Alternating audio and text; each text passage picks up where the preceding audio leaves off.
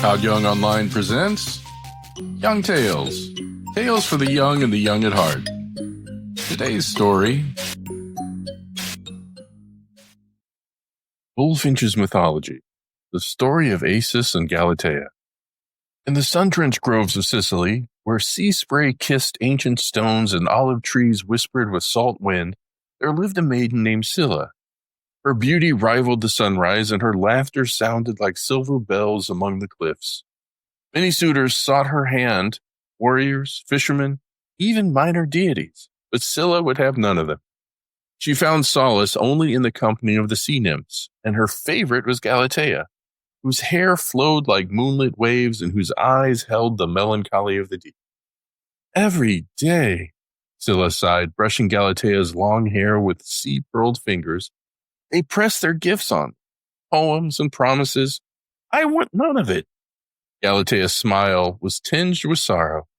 You are lucky, sweet Scylla. Your pursuers are men, persistent, but easily turned away. My story is different. The young maiden looked up. Tell me. Galatea's fingers curled in her lap, and her gaze drifted far beyond the cave. There was a boy, she began. Acis. 16, his cheeks just dusted with shadow. A son of the river, born of the naiad and the forest god Faunus. He was beautiful in that effortless golden way that belongs to the young and blessed. She paused, a smile flickering.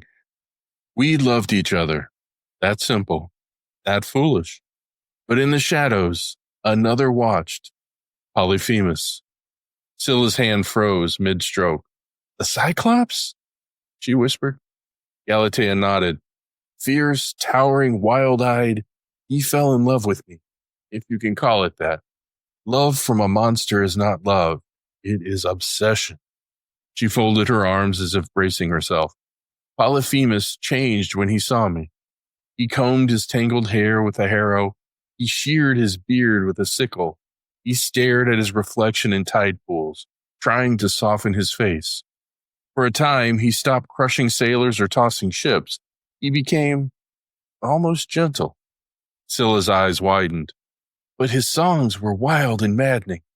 From the sea cliffs, he would bellow odes to me, praising my skin, cursing my silence. One day, Acis and I lay hidden beneath a rock. We listened as Polyphemus sang. When he finished, he wandered into the forest. We thought him gone. Galatea's voice dropped to a tremble. But he saw us. Scylla clasped her hand. He roared, a sound that shook Mount Etna. I dove into the waves. Acis ran. I heard him cry out, Save me, Galatea! Save me! My parents! She closed her eyes. Polyphemus ripped a boulder from the cliff and hurled it. Not all of it struck Acis, just an edge, but it was enough. Silence hung in the grotto like mist. Did he? Scylla began, afraid to finish the thought. Galatea shook her head slowly. I could not bring him back, but I could make him eternal. His blood ran like river water beneath the stone.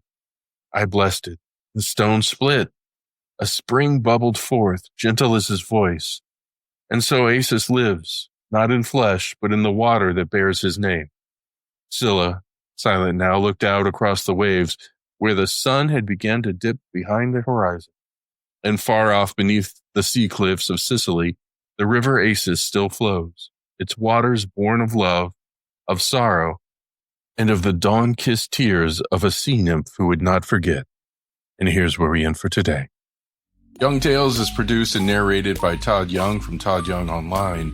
If you enjoyed this, please like and subscribe and join us next time for another story. Thank you for your support.